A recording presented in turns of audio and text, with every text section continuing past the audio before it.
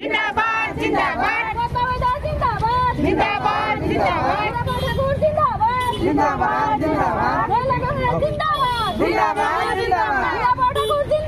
जिंदाबाद जिंदाबाद welcome welcome Abdul Khalek जिंदाबाद जिंदाबाद जिंदाबाद अब्दुल खालेक जिंदाबाद जिंदाबाद जिंदाबाद अब्दुल खालेक जिंदाबाद जिंदाबाद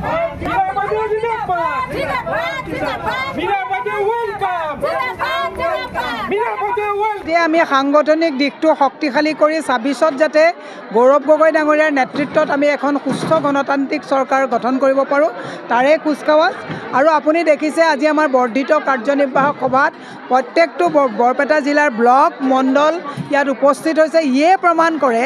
আমাৰ মহিলাসকল এইমাত্ৰ আব্দুল খালেক ডাঙৰীয়াই কৈছে যে এইবাৰ মহিলা আনাৰ দায়িত্ব মহলাই লোৱা নাই মহিলা নিজে আহিছে গতিকে ইয়ে প্ৰমাণ কৰে যে নাৰী শক্তি মানে শক্তিশালী হৈছে আৰু ২৬ত আমি চৰকাৰ আনিব পাৰিম গৌৰৱ গগৈ ডাঙৰীয়াই মিত্ৰজোঁটৰ ক্ষেত্ৰত কথা পাতি আছে গতিকে মিত্ৰতা হ'ব গতিকে সেইটো মানে তেওঁলোকে সময়ত যি হ'ব সেইখিনি তেওঁ মুখ্য আমাৰ গৌৰৱ গগৈ ডাঙৰীয়াই কথা পাতিব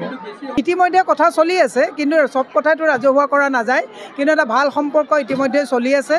এইটো সময়ত যেতিয়া প্ৰকাশ কৰিবলগীয়া হ'ব তেতিয়া সভাপতি মহোদয়ে প্ৰকাশ কৰিব জুবিন গাৰ্গৰ ইমোশ্যনটো আমাৰ লগত থাকিবই কিন্তু আমি যে আজি ইয়াত মিটিং কৰিছোঁ এইখনটো আমাৰ শক্তিবৰ্ধন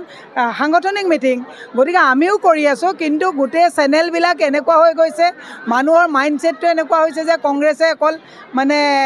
জুবিন গাৰ্গৰ ইমোশ্যন লৈ পেলাই আমি লাগি আছোঁ এনেকুৱা নহয় জুবিন গাৰ্গে ন্যায় পাব লাগিব তাত আমাৰ কোনো দ্বিমত নাই কিন্তু সাংগঠনিক ভেটি সুদৃঢ় কৰাটো আমাৰ ৰাজনৈতিক দলৰ নৈতিক দায়িত্ব সেইকাৰণে যোৱাকালি আমি নলবাৰীত মিটিং কৰিছোঁ আজি আমি বৰপেটাত কৰিছোঁ কাইলৈ আমাৰ গুৱাহাটী দিছপুৰত আছে আমাৰ এনেকৈ মিটিং চলি থাকিব গতিকে সাংগঠনিক স্থিতি কংগ্ৰেছতকৈ বেলেগৰ ইমান সবল হোৱাহেঁতেন 1,80,000 কোটি টকা ধাৰ লগাই কেৱল 1200 টকীয়া 1250 টকা আঁচনিৰ পিছত তেওঁলোক দৌৰি থাকিবলগীয়া নহ'লহেঁতেন চৰকাৰে টাৰ্গেট কৰিছে আঁচনি আমি টাৰ্গেট কৰিছোঁ কেনেকৈ আমাৰ শিক্ষানীতি ভাল কৰিব পাৰিম আমি অৰ্থনৈতিক পৰিকল্পনা কেনেকৈ ঠিক কৰিম আমাৰ স্বাস্থ্যৰ কাৰণে আমি কেনেকুৱা পৰিকাঠামো জনাম মহিলাক কম দামত কেনেকৈ বস্তু দিব পৰা যাব নাৰী সুৰক্ষা কেনেকৈ হ'ব এইখিনি কথা আমি পূৰা পৰিকল্পনা কৰি লৈ গৈ আছোঁ মোৰ বিশ্বাস গৌৰৱ গগৈৰ নেতৃত্বত এখন সুস্থ আমাৰ স্বাৱলম্বী আমি হ'ব পৰা এখন চৰকাৰ আমি গঠন কৰিব পাৰিম 2016 আৰু 2021 দুইটাৰ নিৰ্বাচনতে আমি অন্য জিলাতকৈ কংগ্ৰেছ ইয়াত ভাল ফল দেখুৱাইছে আৰু সেই পৰম্পৰা অহা বিধানসভা নিৰ্বাচনত অক্ষুণ্ণ থাকিব